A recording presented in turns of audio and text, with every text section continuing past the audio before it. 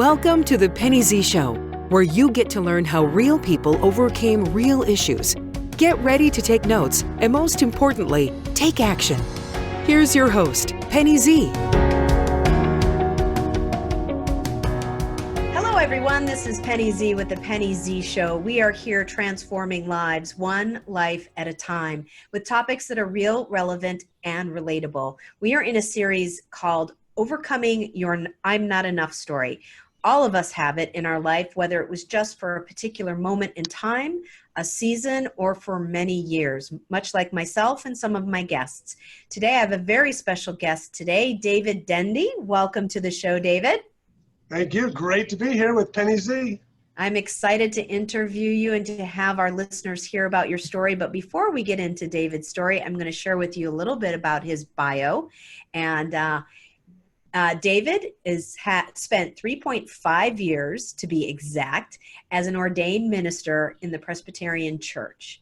He has helped over 101 churches raise over $200 million. Now, that's impressive even of itself for capital campaign programs for the churches. He is an author of 14 books, which I did not know that. I know that he is an author of one of the books, which we will share here today. It's called Seeing God at Work Every Day, the 40-Day Challenge. So I just want to show that to you. That's very exciting that he is with us today and going to share his experience. David is a graduate with a BA of Davidson College in North Carolina and a graduate from Union Seminary of Virginia in Richmond, Virginia. David, welcome again to the Penny Z Show. Thank you very much. Thrilled to be here. I think you've got a great topic, and I'm looking forward to exploring it with you.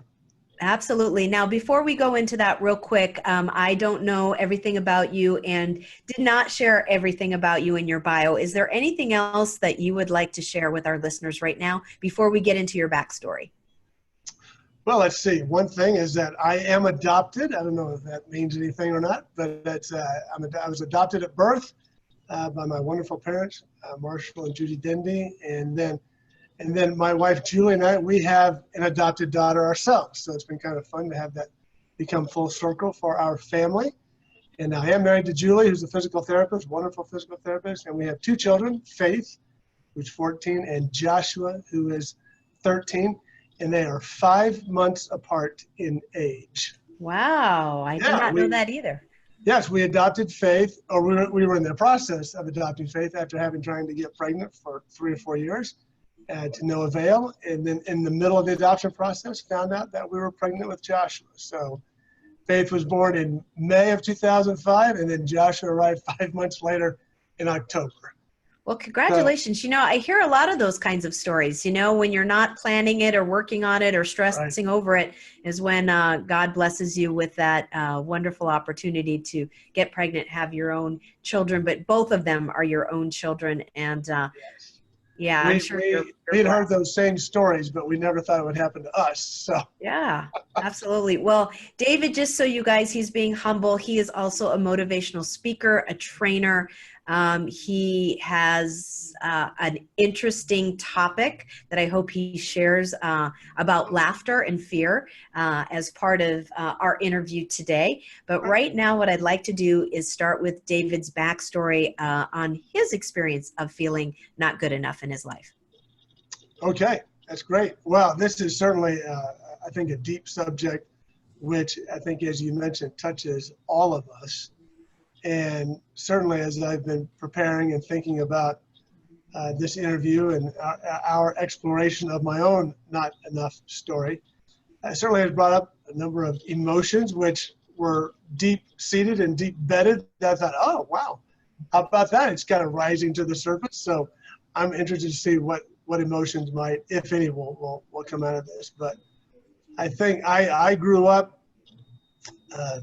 I think like most people, went to school and had what I believe to be a very good family life, and have one younger sister. And we moved around quite a bit early on, but finally settled in Southern California by the time I was in 3rd grade. And I was very athletic, and found sports to be a great entree into developing new relationships or to find acceptance in the new situations. Because if you can play ball and be very good at it, then people seem to accept you pretty readily. And I found that to be an easy entree into a lot of different groups, whether I went going from elementary school to junior high to high school and even into college. Mm-hmm. But I think in the area of academics, this is where the not enough story, I think, finds its roots. And that is, I was a very good student, but there always seemed to be one subject, one class, something like that, where, oh, if you didn't get an A, you got a B. And so you bring home the report card, and there it is, 6 A's and 1 B. And then what's the question that always follows that? Oh, why'd you get a B? You know, not a great job on the 6 A's, but why'd you get that B? And I certainly do not fault my parents for asking that question. I find myself asking that same question of my own children. But this is, I think, is when it got started that, okay, straight A, 6 A's, 1 B was not enough. And so let's work harder to become more enough. And never did, I think I made straight A's once after that, but that was about it. And so that feeling continued through high school. And what's really I found very ironic looking back much later on in life was that in high school as a senior, they had those senior superlatives, best this and best that, and most likely to do this and most likely to do that. And for me, I was voted most likely to succeed. And I remember thinking, they must know something I don't, because I'm not sure how that's going to happen. And I really felt like, am I a farce? Is there something inauthentic or false about me that they don't know? Because surely if they knew everything about me, they wouldn't have voted me most likely to succeed. And there was a sense of life after that of, when's the shoe going to drop and everyone find out, see, you weren't most likely to succeed. You really weren't enough. And, after high school, got accepted to great school, top 10 liberal arts school in the country, Davidson College in North Carolina. Went on to graduate school, seminary after that, got a great job as a pastor, associate pastor of a church in Augusta, Georgia. And everything was just kind of up, for me. But then at age 35, I found myself divorced with 2 children from that previous marriage. So divorced, no job, no wife, no children. And I remember lying, I can't remember which way it is, but lying on the floor of a friend of mine's apartment in the fetal position saying, what happened? Or maybe I knew exactly what happened. See, I wasn't good enough. I wasn't enough. And my thoughts all along about not being enough, there you go. I've proved it to be true. See, I'm not enough. And that was a very difficult time in life. Very, very difficult. Yeah, absolutely. Well, David, first I want to say that you probably were going through life and up to that age 35 or so, you might have been thinking perhaps, when is the shoe going to drop? And it was never dropping. It wasn't dropping. It wasn't dropping. And then it all of a sudden dropped. Did you have that realization? Was it that clear? Or I was just wondering around that. I've got several questions from what you just shared, but I wondering about that. It became very clear. It felt like a whole shoe closet dropped. Not just one shoe, but a whole shoe. And what's interesting about this? Were you worried about that before, during your, your college and your 20s? Were you still worried about the shoe dropping, or people knowing, like you said, when you were voted most likely to succeed? Absolutely. I don't think it was necessarily some kind of conscious me walking around with eyes darting back and forth. Oh, who's going to find out? It just just never felt like you were up to par, that you were all that you were, as advertised, so to speak. And I think after the divorce, I went through some major counseling, which was very, very helpful. And I remember my counselor saying,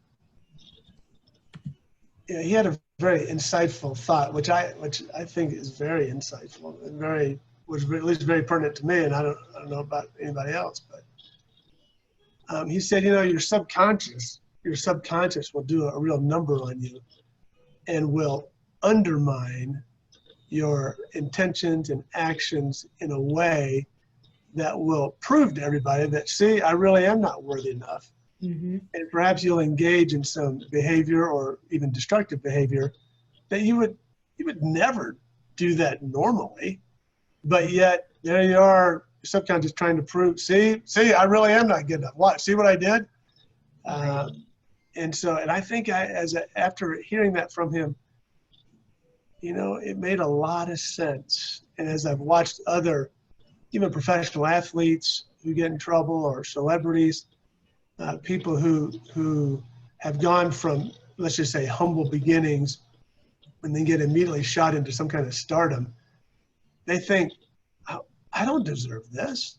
If they only knew I'm just this kid from backwoods, wherever, or maybe an underprivileged situation or something like that, and I'm not good enough for this, and then somehow engage in some behavior, destructive behavior that undermines the whole prosperity of it. And then I think, oh yeah, I know what's happening here. That's what happened to me. I think it happens to a lot of us. I have that same story, and I'm not good enough started when I was probably 6 or even younger, if I went back farther than that.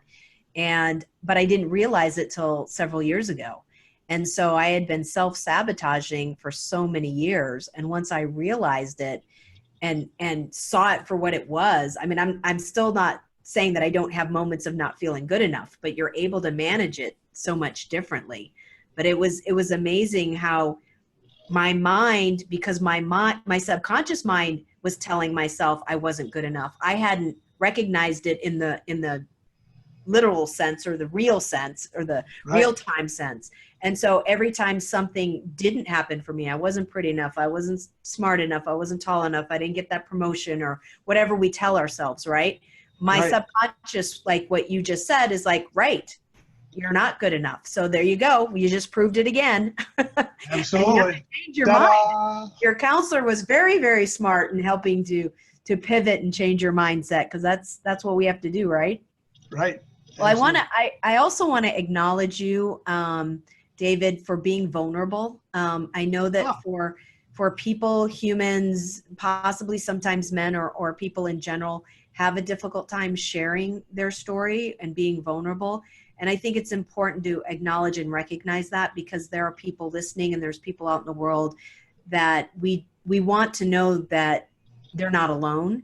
And we want to help give tools and techniques to help them empower themselves and to come out of that and change that mindset of not feeling good enough. So I want to acknowledge you for being vulnerable and being open on the Penny Z show and helping us with this topic. So well, thank you. And this is a safe place, obviously. Well, thank you.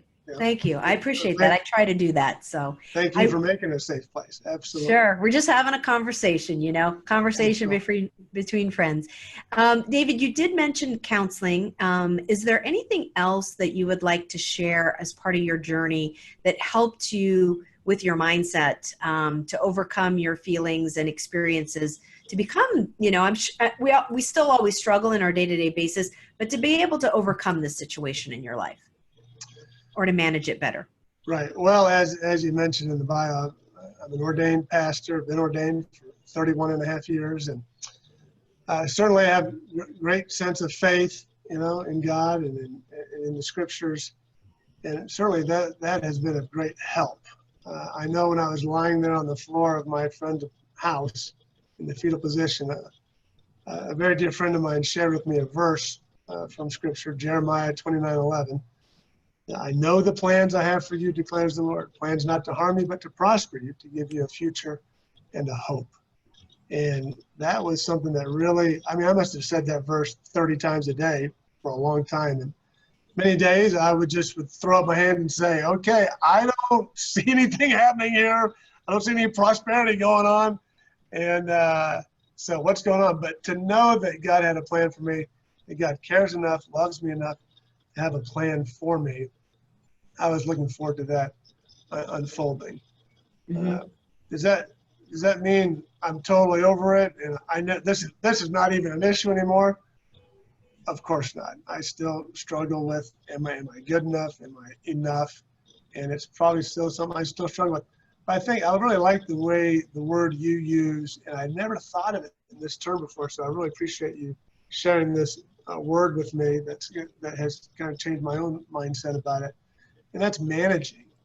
May not ever overcome not feeling good enough, but I can certainly manage the destructive, negative feelings or thought processes along the way that would help me maybe keep a more even keel. And I think that's probably what's happened over the years. My wife, Julie, we were talking about the Penny Z show before I came on, and she said, just tell him you're good enough because I said so. I said, okay, all right, we'll just do that. So find a spouse who just says you're good enough, and then you'll be good to go. So. Love it. Please tell her thank you. I had the chance to meet Julie, and so you're a very lucky man, and she is a very lucky woman. So, yeah. But I think, surrounding yourself with people who do believe in you, mm-hmm. who are able to be direct with you to say, oh, wait a minute, where's this talk coming from? Where's this thought coming from? No, you are A, B, C, D. And sometimes sometimes our trusting people who believe in us is what takes us maybe to that next level. Mm-hmm. Because people do believe in you. They do love you. They do care for you. And it's not haphazard. Oh, I guess we're going to care for you because you're breathing. No, they care for you because really who you are, what you bring to the table, and it may probably even deeper than that. But yeah. You make a very good point. Having people around you that are supportive, that are positive, that are helping you move forward in your success, and providing that affirmation that we need sometimes. I mean, we're the ones who have to change, and we're the ones who have to work on our mindset. But sometimes it's nice to have that support. Well, not sometimes. It's nice to have that support in our life of people that are pushing us up and moving us forward and not tearing us down as an option. Absolutely. And I think there's another, he has since passed away, but a gentleman named Brennan Manning, he's written a lot of great books. And he has a great quote that I have it pinned on my computer at work, and I've memorized it.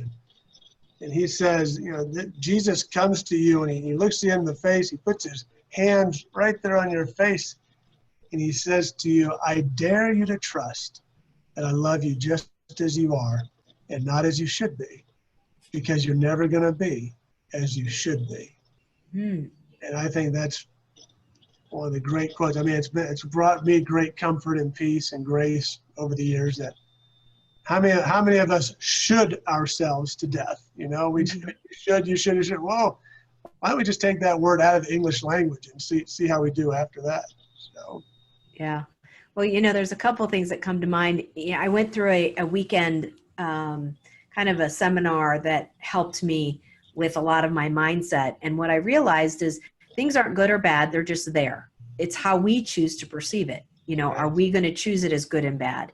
And so I look at that. I'm not always perfect, but when things come up, especially emotional things come up, I have to look at it and it's like, well, they didn't intend that. I am interpreting it, what they said or what they did to me in this way. It may not be good or bad. Now, like what you're saying, how do I manage my feelings around this circumstance? And I created what I call the stop, drop, and roll, which I know used to be the firefighters, training program in school, at least back in the day when I was a youngster. So I guess I've adapted that, but I call it the stop, drop, and roll program. So when I'm in the moment and I'm having feelings of not good enough or not worthy or things around feeling fear, I try to stop right then and there. It doesn't always happen in our crazy busy worlds, but I do try to stop. And if I can try to stop, I want to pay attention and process what it is that's going on. What's the experience? Who's involved? What are the feelings? And I try to stop and try to journal, because I think it's so important, especially in the moment. If you can journal exactly what you're feeling, not good or bad, it just is, but journal who was involved, what was the experience, what was I feeling? Then I drop to my knees, so if you are faith, that's kind of my visual. You don't have to drop, but you drop to your knees, and you drop to your knees to meditate, to pray, to understand what's happening. And then I journal again, because what I want to do is I want to take that experience and I want to figure out when in my past life, I've experienced the same emotional experience. Right. And when you go back, a lot of times you can go back to your childhood or your earlier years to figure out what was the first time I felt that way and why. And so I stop, I drop, I process, I journal again, and then I want to roll or pivot away, stop, drop, and roll away from my old mindset and my old way of allowing that situation to affect me, to change. I'm going to, like you said, respond or manage things differently. And I think that's so important, because sometimes we can just get over it, right? Flip the switch and we're done, and we're not having to worry about that situation or that person or, that feeling. But most of the time it's learning how to manage things differently. Great point. I love that. I'm going to write that down and use that for myself. Stop, drop, and roll. I like that a lot. Yeah. Well, thank you. I appreciate that. Yeah. So, you obviously are a man of faith and of good faith, and help yourself, your family, and others. So that was one of the ways you bring yourself out. There was counseling and therapy. We hear that a lot on the Penny Z show. And I want people to know that is not shameful. It is so important to be able to help us move forward in our life. Was there anything else that you would like to share that has helped? You had mentioned putting people around you, good people around you. Is there anything else you'd like to share with our listeners around empowering yourself? That's a great question. And I think it's, I know I've had this dialogue with God, and maybe there's a new challenge on the horizon, or there's a new opportunity, or maybe there's something brand new that you're going to be trying to do, or a venture that you're going out on. And this conversation has happened many times. Oh Lord, I'm not good enough, and blah blah blah. And I hear God saying, "You're right. You're not good enough. But get over that. And let's just go forward. Let's just get on with it. And I'm with you. I'm right beside you. I'll take good care of you. Let's just go. I've chosen you for this and for a reason, and let's go." And for me personally, that has been helpful. I'm just saying, okay, all right, you're right, I'm not good enough. Let's just go forward anyway. That shouldn't stop me from trying something or doing something. Okay, let's just move forward. Yeah, I had an experience several years ago again, where I was part of a mastermind group, and part of the mastermind group was helping me to push past through fear. Right. And one of the exercises is I had to pick something I was fearful of, and I had to overcome it between retreats. Every about 3 or 4 months, we got together as a group. And so people were making recommendations and suggestions to me on things that, I could do. And one of the recommendations came in is I should skydive. I'm afraid of heights, right? So one of the recommendations was I should, jump out of a perfectly good plane and skydive. And, there was other suggestions that came at me. And so I said, well, let me think about it and let me come back to you the next day, and I'll tell you what I'm going to, push past fear. And so gave myself a little bit of time to process. And it was interesting because I sat with myself, and a lot of times your gut will tell you, good, bad, or indifferent. It'll give you that warning sign, right? Sure. And so I was sitting there, and as I was sitting there processing, okay, jumping out of a plane, I actually had no fear whatsoever. I felt like nothing. I didn't feel excited or nervous. I wasn't fearful, which is really interesting because jumping out of a plane could really hurt you, right? Like potentially take you out of this world or damage you pretty good. And I'm sitting there going, okay, that's interesting. And then one of my past experiences was I sang karaoke in public and just bombed. I mean, it was so, for me, feeling humiliated and embarrassed that I literally dropped the mic, ran out of the bar, and was bawling my eyes out in the parking lot, saying, I'm never going to do this again, never going to do this again. That was about 6 years ago. Well, during that time period, I never even sang in private. I was so, I guess, affected, it had devastated me so much that I really didn't sing in the car. I loved to sing. Right. And so when I was going through this process a couple years ago, that actually is what popped into my mind. I need to sing one time in public a karaoke song. And I will tell you, even sitting here today, I just cringe. But you know what? I did it. I prepared myself. I took lessons. I went through, I sang in public. And after going through that whole experience, I thought to myself, now what's going to hurt me more? Jumping out of a plane or singing in public? And it was interesting to share that experience with the group because it was singing in public. And why was that? Because I was more worried about what people were going to think about me. Right. And if it was going to be good or not, or good enough, or if I was going to be worthy in front of folks. And that emotional fear affected me more than the physicalness of jumping out of a plane. And that just reminded me when you were talking about your story, that just reminded me. So I hope you don't mind me taking a little bit of your time and sharing that with you and our listeners. So it's a great story. Way to go. Congratulations. Well, thank you. Yeah, I still have some fear, but I know it won't kill me now, so I can sing in public. So, David, we're getting close to ending the Penny Z show. There's a couple things I'd like to ask my guests in closing, and you have been very humble. I would love for you to share about your business. If you would like to, he is a motivational speaker, a trainer, an author, a fundraiser.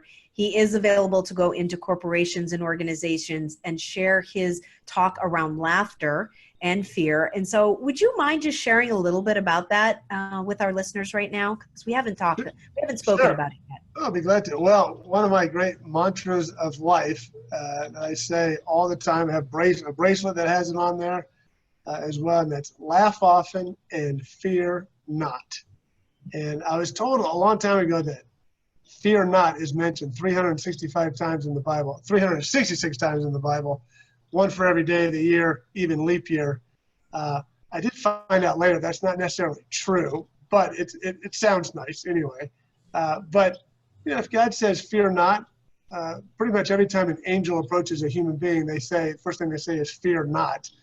And if God's telling us to fear not, well then, okay, let's do that. And I love to laugh. And part of this business model has gone around the idea of laughing often leads to fearless living. And that's something I really strive for and want to see if other people can embrace that as well. Laughter allows our bodies to do amazing things with relax, build up our immune system, it diffuses stress, releases all sorts of wonderful chemicals in our brain that make us feel good, have higher motivation, better retention, make us better people. And so laughter, obviously God-given laughter, allows us to do a lot of things that didn't know it could do. And so what would happen if we laughed more and lived more fearless lives? What would happen then? And so those are some of the things I like to talk about. I like to blog about seeing God at work every day. You mentioned the book there, and it came out of a blogging experience of looking around and seeing the presence of God every day wherever I was, and then writing about it. And then the fundraising, I help churches with capital stewardship campaigns, and so churches needing to build a new building or new worship center or educational wing, I can come in and help you raise a few $1 million to do that. And one of my greatest joys is to help churches do and help people do things that they can think they could do on their own. And so I'm also doing some life coaching as well. And very excited about that, just helping people get to where they want to go. And that gives me great joy. Come alongside somebody and help them achieve something maybe they thought they weren't good enough to achieve to begin with. So absolutely. Well, I can see it in your face. You light up when you talk about it. And David, I'd like all of my guests to share with our listeners how they can reach you and how they can get your book. So if you would do me the pleasure of sharing that information with our listeners right now, that would be fantastic. Thank you. That's great. Yes, I am. You can find me at www.daviddendy.com. That's DAVIDDENDY, daviddendy.com. And all my books are on there, and contact information if you want to talk about life coaching or consulting, or just want to reach out and just talk about anything. I would be more than honored to strike up a conversation and get to meet you in whatever way, shape, or form we can do that. And so, and also tell you, you are enough. You are already enough. So I'd like to put that stamp on you as well. Well, thank you so much. And as always, we will have David's information on our website. That is www.thepennyzshow.com. You can hear us, reach us, follow us, like us, share us on Facebook, Instagram, LinkedIn, Twitter, YouTube. We have all of our information on the social media platforms as well as on our website. And again, we will have David's information on there as well, so you can reach out and he can help you in many different areas of your life, including fundraising for the churches, speaking, and as he mentioned, laughing often. So at this point in time, we'd like to say thank you for David for being on the show.